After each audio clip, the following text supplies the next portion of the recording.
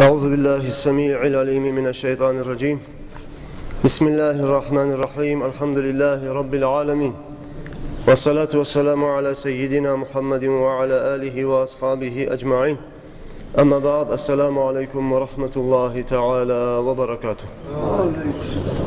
Дорогие мои братья, конечно, трудные дни испытывает сегодня умма Дагестана. Потеряли большого валия Аллаха, большого устаза шейха. Пусть Аллаху Та'ала возвысит его дорожа. Пусть Всевышний Аллах ему даст такой уровень, чтобы мы, жители Дагестана и уммы, получили его шафаат завтра судный день. Сегодня хотел бы рассказать о том, что человек должен всегда в себе искать хороших людей, хороших друзей, хороших собеседников. Человек должен стремиться всегда находиться рядом с хорошими людьми. И польза от хороших людей бывает всегда положительная, польза от плохих людей всегда бывает отрицательная. В достоверном хадисе, который приводит Бухари и Муслим, посланник Аллаха саллаллаху алейхи вассаляма говорит: «Иннама маталу джалиси салихи валь джалиси суи ка хамили миски ва нафихи кир. فحامل المسك إنما أن يحذيك وإما أن تبتاع منه وإما أن تجد منه ريحا طيبة ونافخ الكير إما أن تحرق ثيابك وإما أن تجد ريحا خبيثة».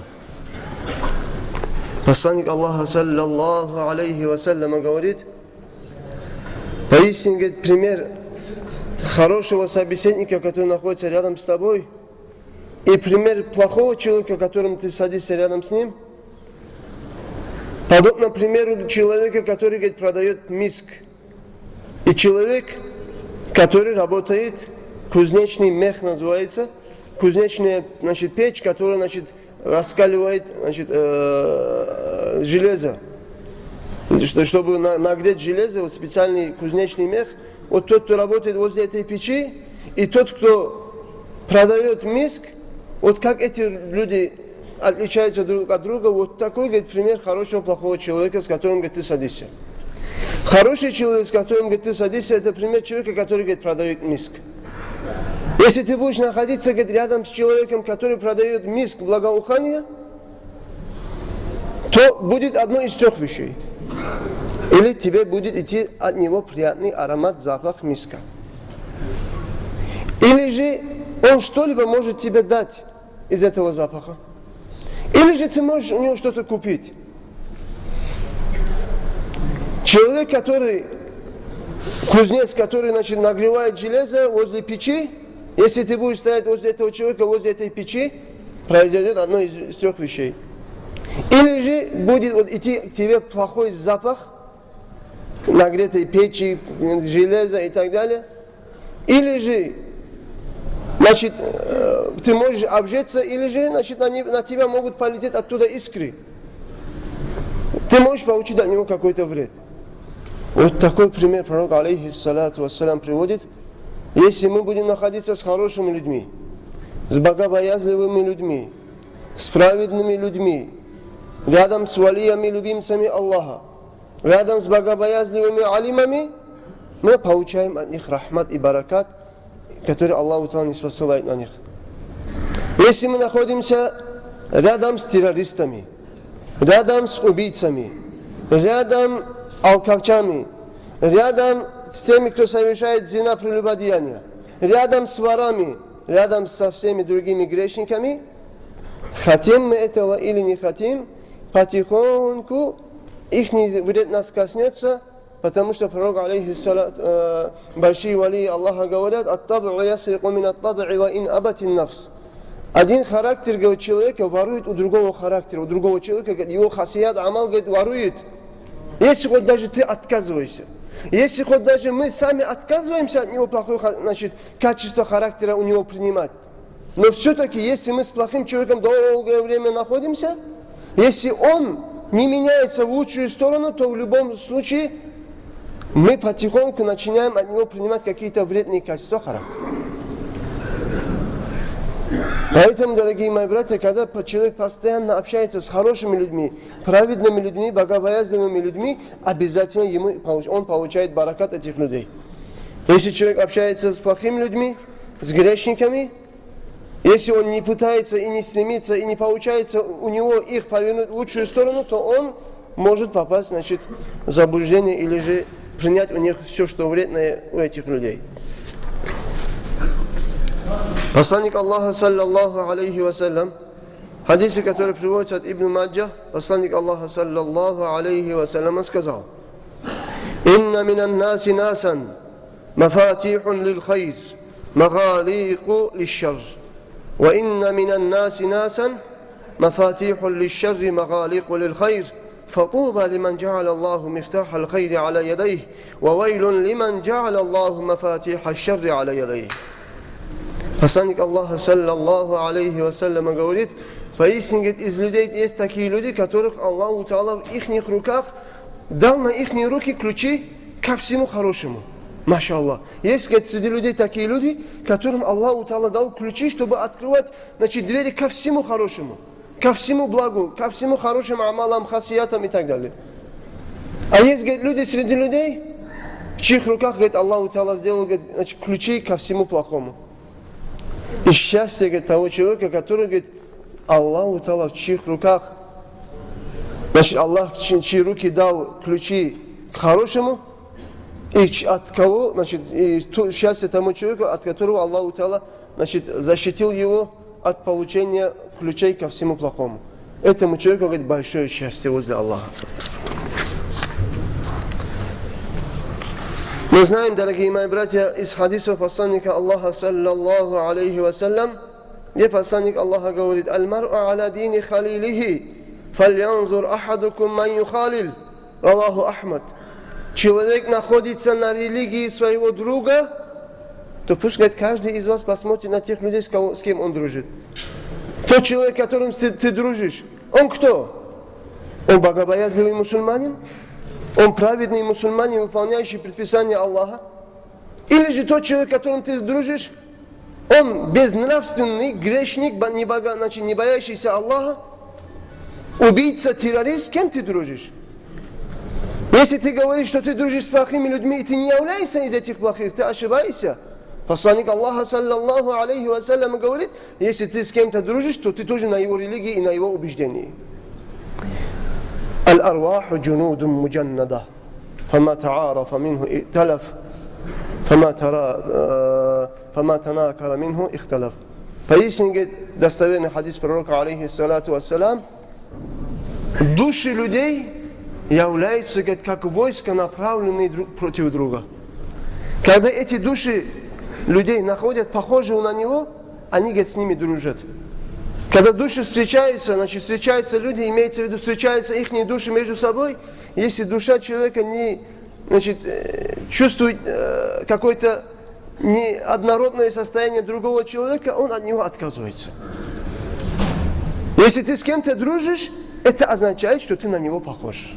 Если бы твоя душа, твой рух не был бы похож на его рух, вы никогда не сошлись бы и никогда не были бы друзьями друг для друга. Значит, тот, кто говорит, что я дружу, значит, с грешниками, с плохими людьми, но я не из них, он ошибается. Почему? Если бы ты не был бы из них, ты с ними не дружил бы.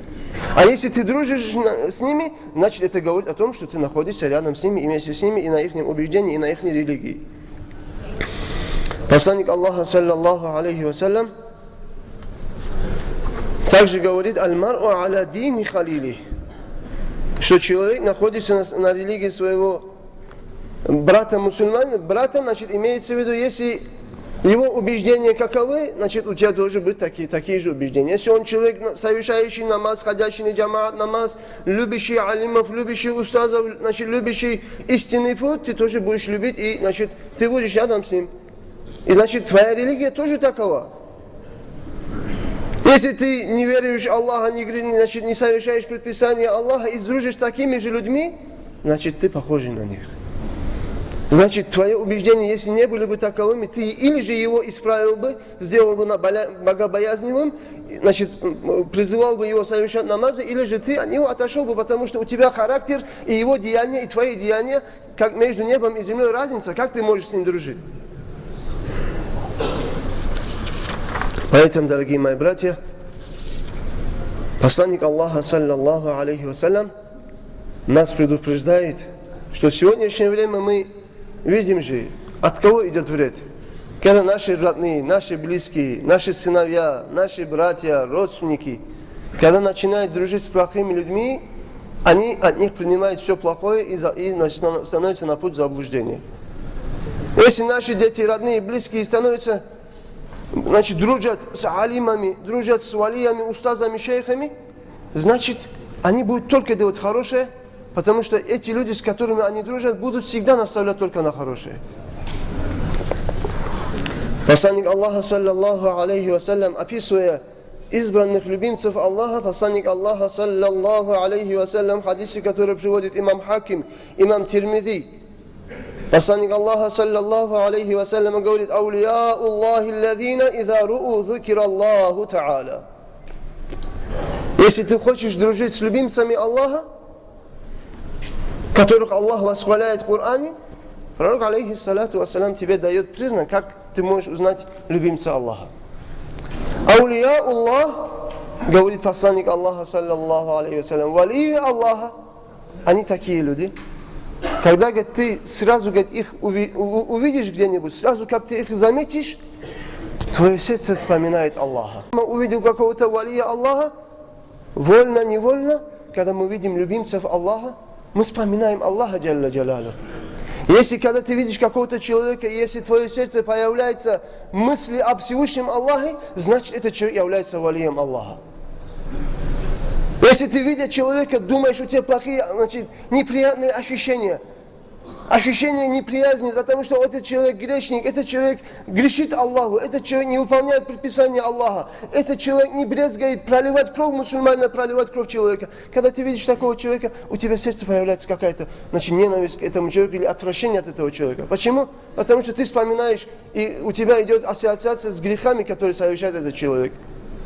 А валия Аллаха противоположно на другие люди, когда ты их видишь, вспоминаешь Аллаха джалля джалалу. Хадисы, которые приводятся также от имама Ибн Маджа,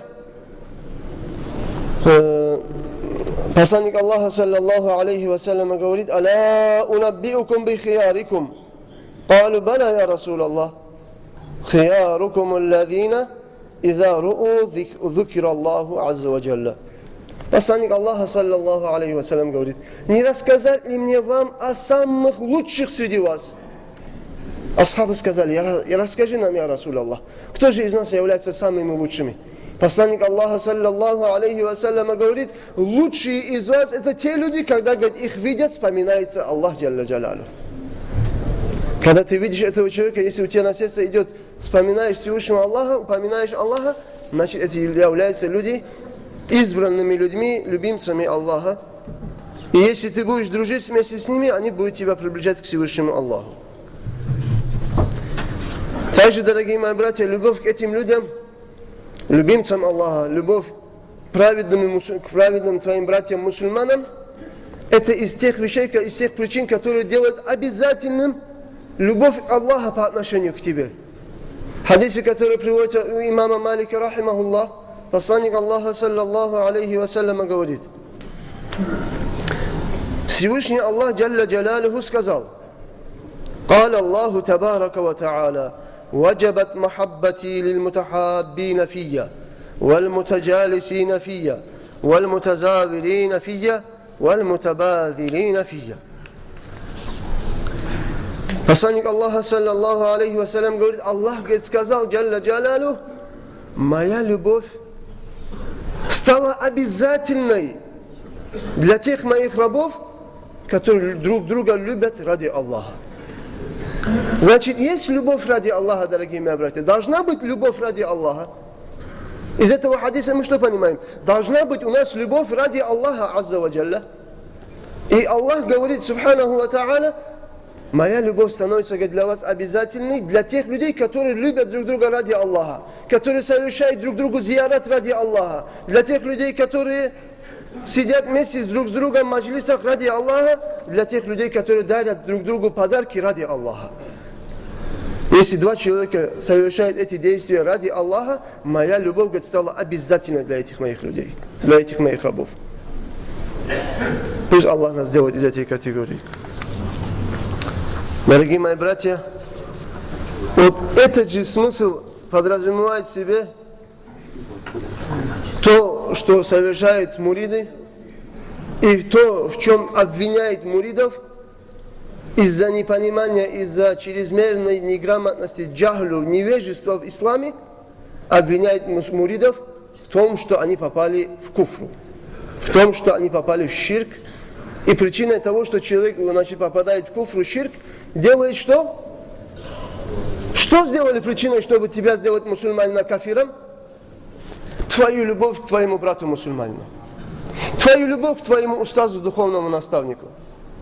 Если ты любишь твоего устаза, значит тебя уже делают мушриком. А пророк, алейхиссалату вассалям, в хадисе говорит, что моя любовь стала обязательной для тех людей, которые друг друга любят ради Аллаха азза ва джалля.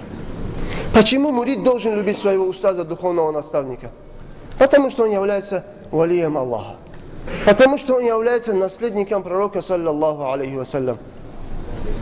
Посланник Аллаха, саллаллаху алейхи вассалям, в хадисе, достоверных хадисах, передающим многими иснадами сказано: «Аль-уляма уарататул анбия», алимы являются наследниками пророка, алейхиссалату вассалям. Алимы, устазы, шейхи являются алимы, которые имеют две категории наук, две категории знаний.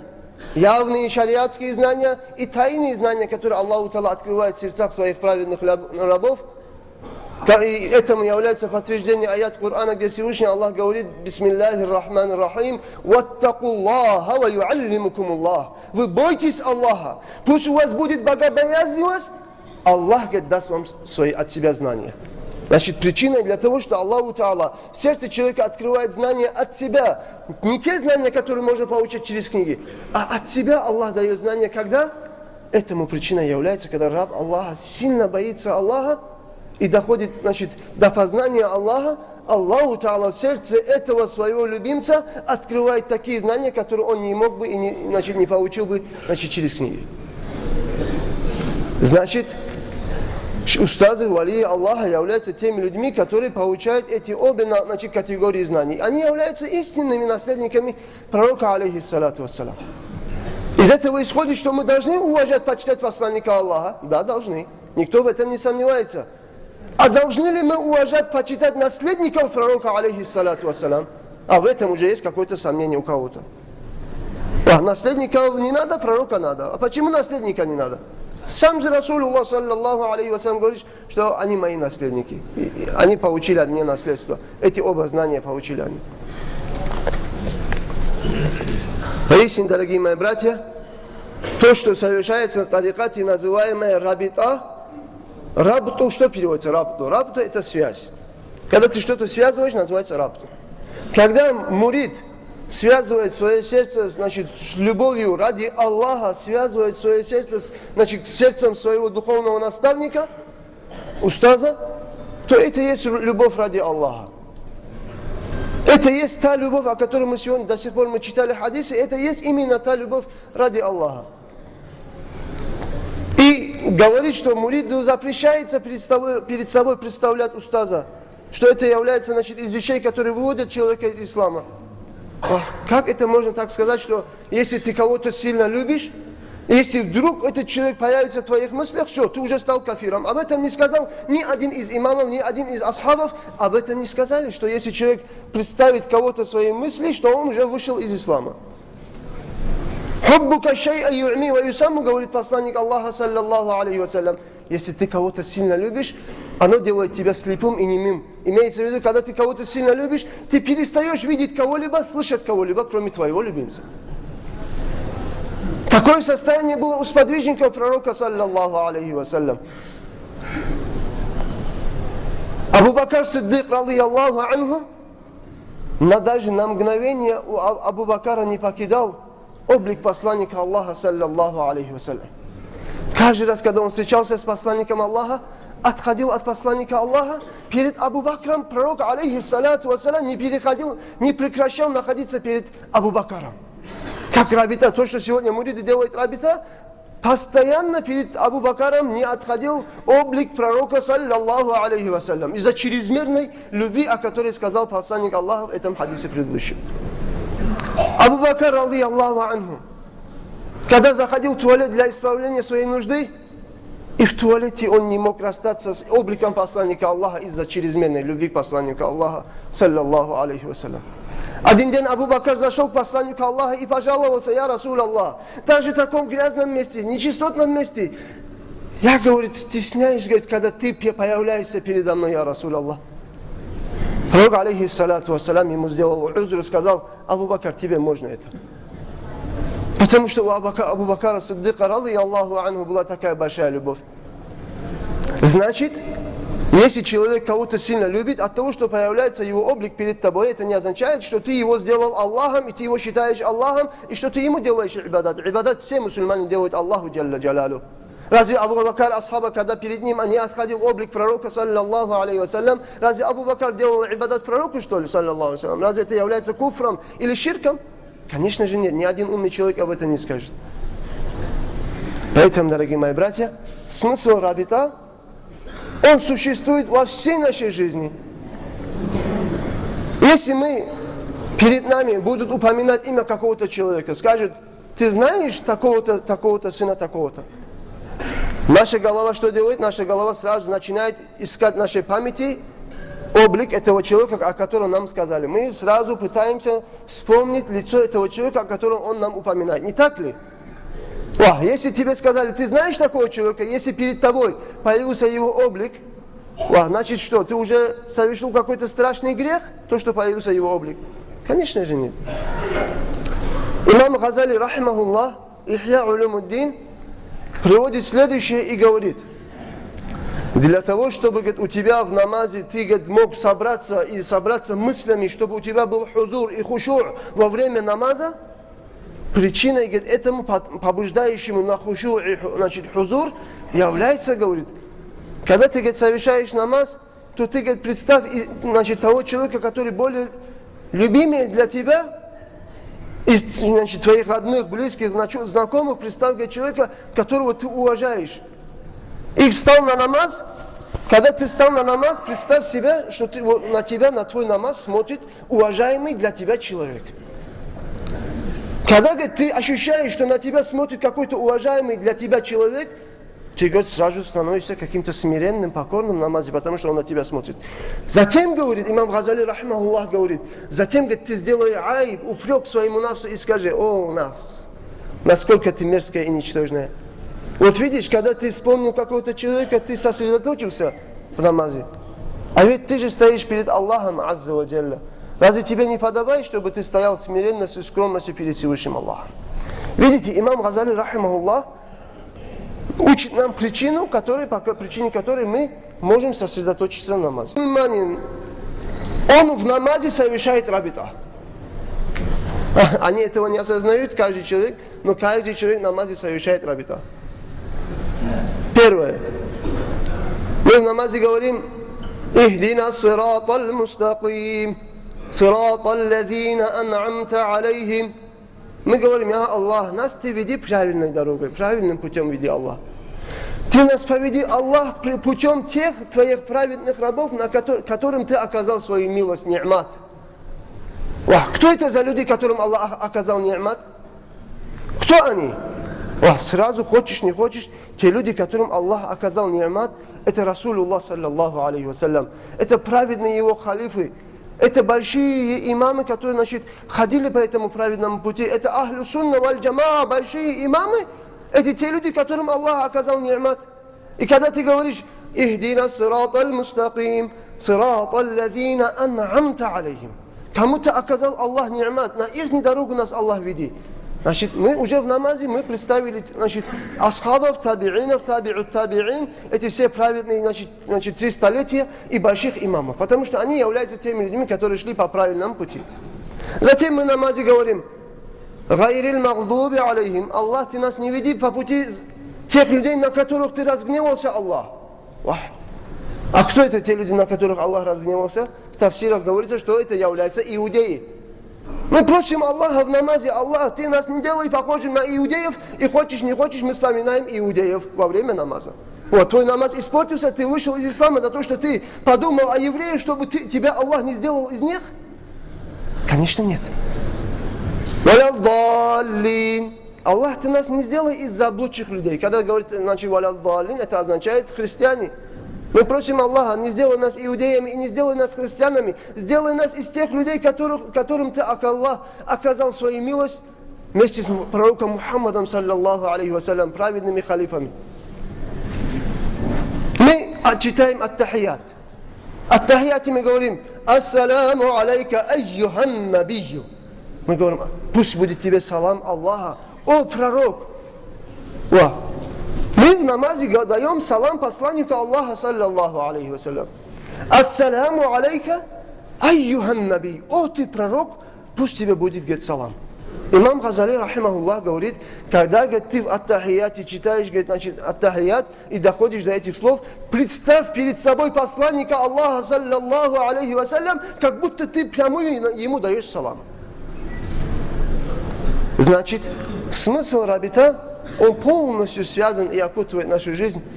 Когда человек вспоминает, значит, валиев Аллаха, инда зикри салихина танзилу рахма, сказано в хадисе посланника Аллаха, саллаллаху алейхи вассалям, когда человек вспоминает хороших людей, не спосылается, говорит, рахмат. Значит, когда человек мурид вспоминает богобоязненного любимца валия Аллаха, на его сердце не спосылается рахмат Аллаха. Что это означает рахмат Аллаха? Когда не спосылается, спускается на сердце человека рахмат Аллаха, от этого сердца уходит отвлеченность от Аллаха.